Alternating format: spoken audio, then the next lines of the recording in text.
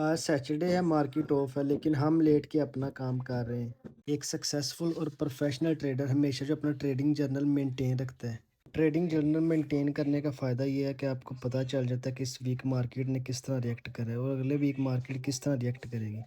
मैं खुद अपना हर ट्रेड के साथ जर्नल बनाता हूँ। अगर मिस हो जाए तो हर वीकेंड पे बैठ के अपना जर्नल बनाता हूँ। जर्नल बनाते किस तरह मैं आपको दिखाता हूँ।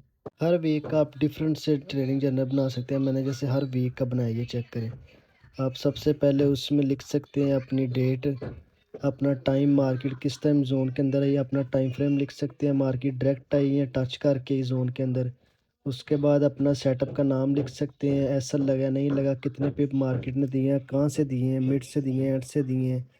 उसके बाद जो मिस्टेक आपने की, मार्केट हमारे जोन के कितना अगेंस्ट गई, ये सारा कुछ आप अपना हर वीक अपने ट्रेडिंग जर्नल के अंदर लिखा करें ताकि आप नेक्स्ट आने वाले वीक के लिए तैयार हो सकें। Thank you.